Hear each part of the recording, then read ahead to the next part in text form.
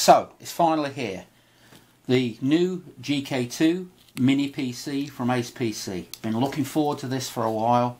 Going to do a quick unboxing here just to see the basics of the unit. So this is the box. We'll take it off here. We've got the main unit, which I presume is in here. There we go. I guess this will be a quick start guide, if I can get it out, that is. Quick start guide. This looks like it's the power supply, so let's have a quick look here. Oh yeah, just the basic power supply with a US plug on it. They do give you a cheapish HDMI cable, and I think in here we've got the VESA mount, so you can mount it on the back of a television, and some screws. So that's it. So let's have a look at the unit itself.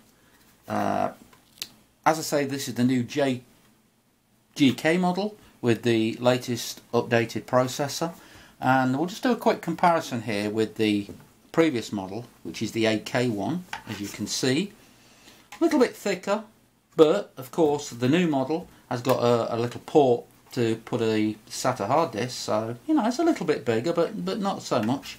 The new model also has a decent sized fan in the bottom.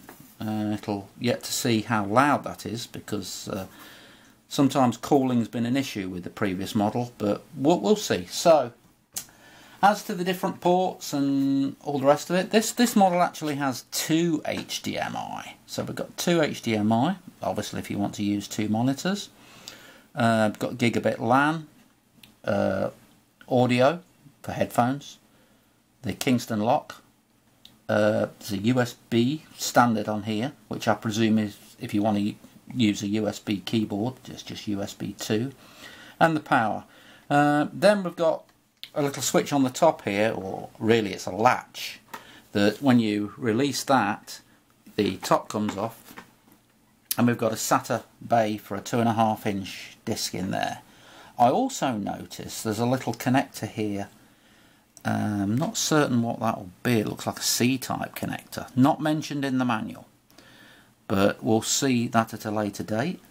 So basically you can put your own hard disk in. The good thing about this unit is this particular one I've got, this comes with 64 gig internal, so that's a lot easier on Windows 10, because one of the issues with the previous model, that it was only 32 gig, and 32 gig was only really just enough room for Windows 10 with all the updates.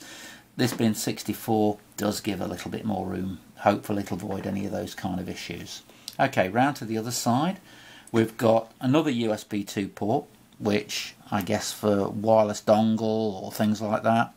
Two USB 3s, what some people call a trans flash, I call it micro SD slot to take a micro SD card.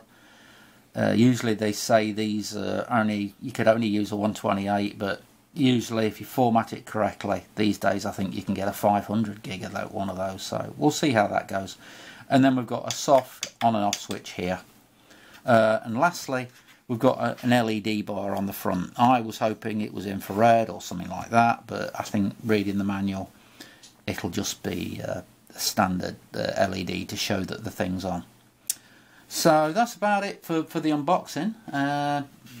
As I say, pretty decent unit. Looking forward to it. Looking forward to trying it and comparing it with the other one. Look out for my video in a couple of days where I'll give my honest review, and that's it for now. Take care, everybody.